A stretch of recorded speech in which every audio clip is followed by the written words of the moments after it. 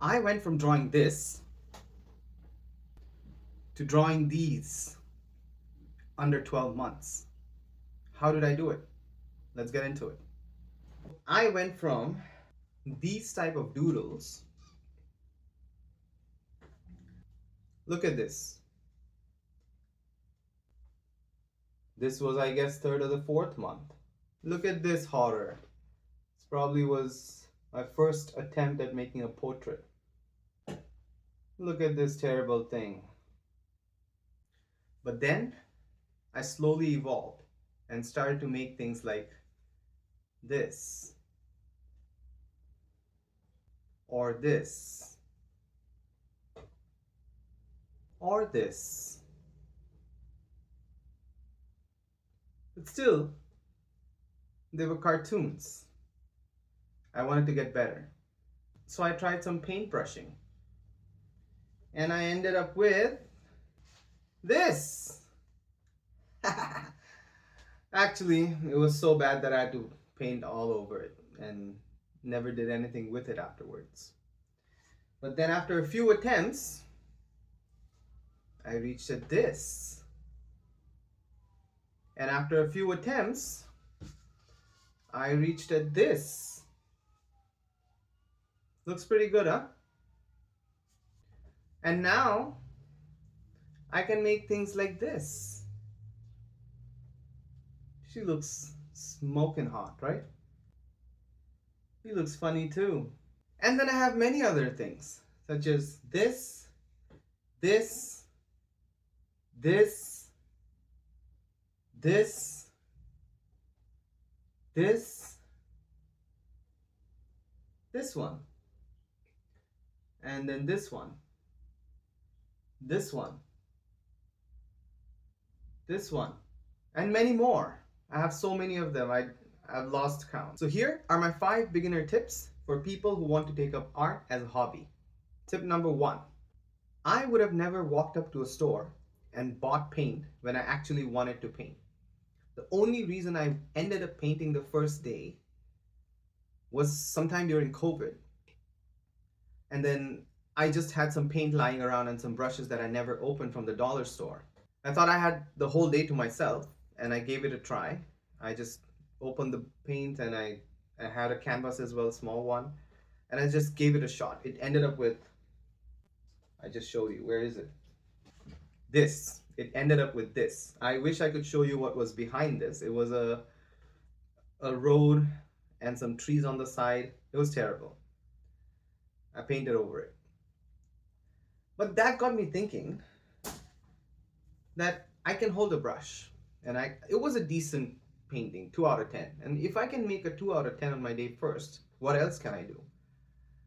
But then I kind of lost the train and then didn't do anything for a while until I got back to it a year after. And I still use that same paint that was lying around to make my second portrait, and then the next one, and the next one, and the next one. So if you ever think that you like painting, just buy the supplies now. Go to the dollar store. You don't have to buy supplies from the Bob Ross store directly. Just go to the dollar store and you can get all the painting supplies under $5. If you get the canvas, maybe under 10. So buy them and just keep them at home. Maybe you haven't decided when you're going to paint, but just keep them at home. And one day you'll find that 1 hour or half an hour where you'll have that optimum motivation to open that box and start painting. Wait for that day, but have those supplies ready. Step number 2 is exploring different art forms. So when you start actually getting into painting, you don't know what your genre is going to be like. Every one of us has a style. Now I know portrait caricatures is my style. But back then when I started, I didn't have a style. I didn't know what I was good at. So explore doing different things. Start with a brush. Again, I said you can literally buy supplies under $5, $10 if you count the canvas at the dollar store. If you want to draw instead of painting, it even gets cheaper. Like for example,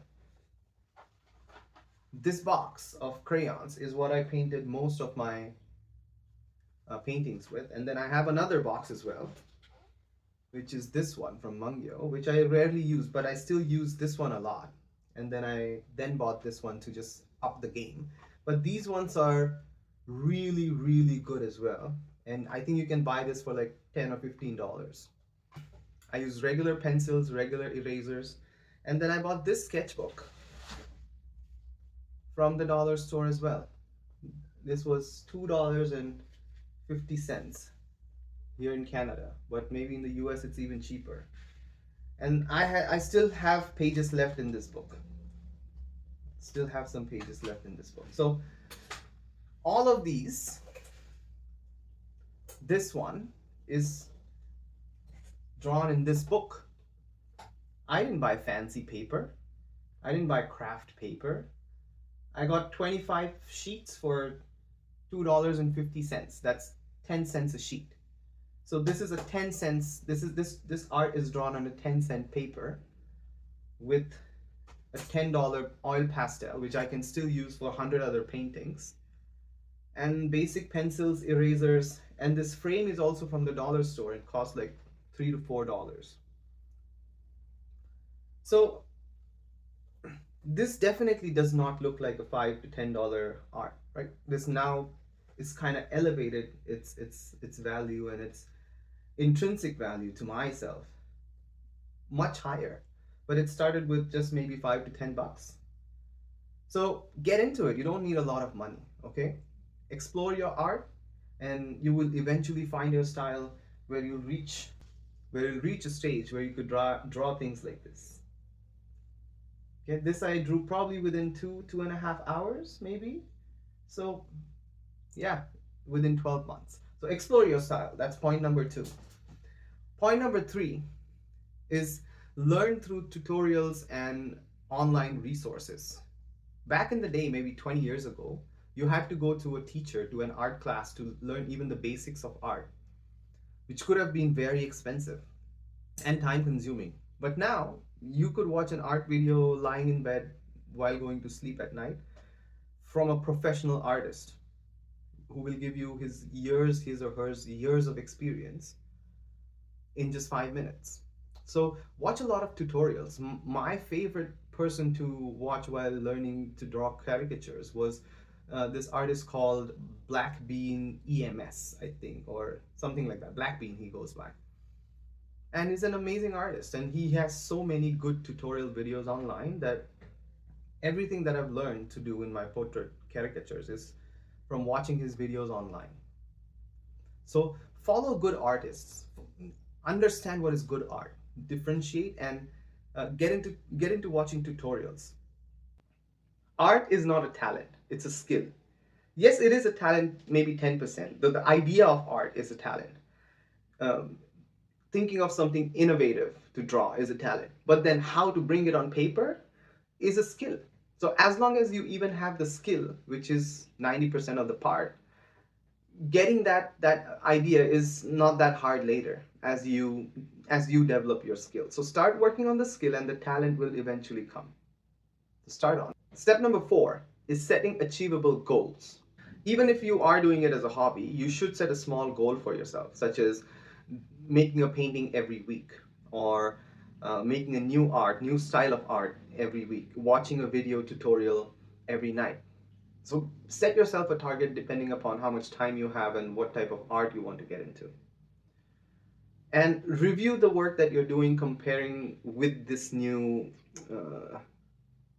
information that you're receiving and the goals that you're setting. See if your actions match the steps that you're taking today, which will help you reach your goals a week later. Okay? So step number 4 is set goals for yourself, artistic goals. Step number 5 is practice regularly and have fun with it.